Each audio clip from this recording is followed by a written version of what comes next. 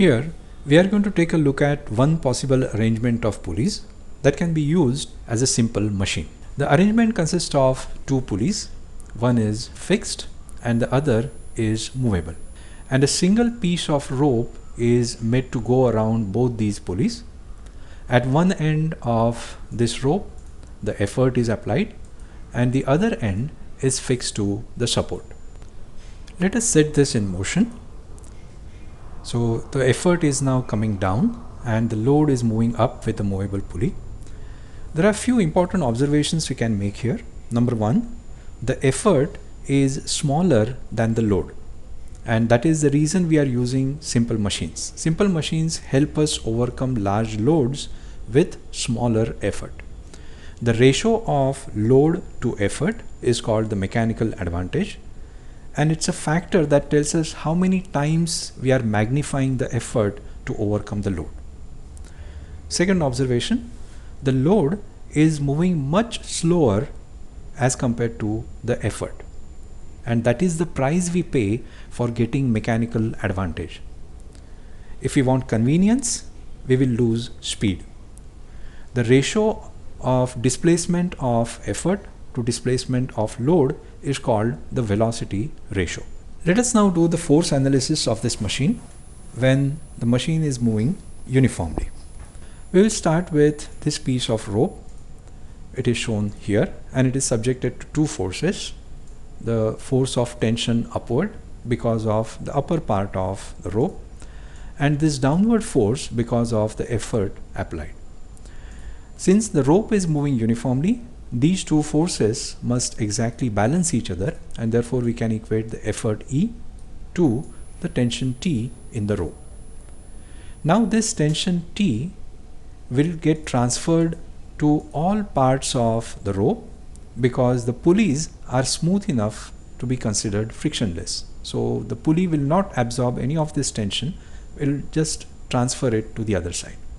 So the entire length of the rope is subjected to tension T. Now let us consider the free body diagram of this piece of the machine shown over here. So we have taken the pulley and a small piece of rope that goes around it. The two ends of this rope will be subjected to the same tension T in the upward direction, while in the downward direction there will be our load acting. Again, since this pulley is moving uniformly, the two tensions will add up to the load. So we can write load W is equal to 2 times T.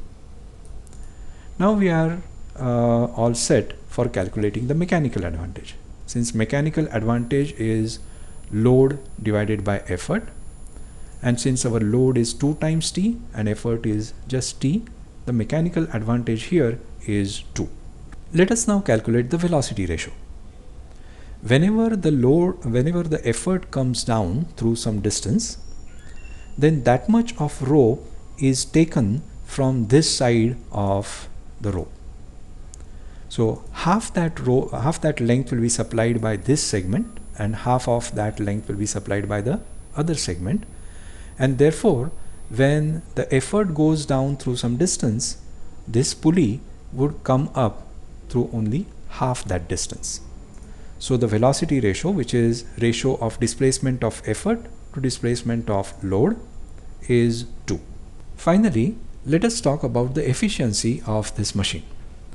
Efficiency is defined as the output upon input, or the useful work that we get from the machine divided by the energy we need to spend for it, which also works out to be the ratio of mechanical advantage to velocity ratio. What we want divided by what we pay for it. Over here, since both quantities are 2, we will get the efficiency to be 1 or 100%. But in case there is friction present, and in reality it will be, the mechanical advantage would go down. The velocity ratio would remain still the same, and therefore the efficiency would be less than 1 or less than 100%.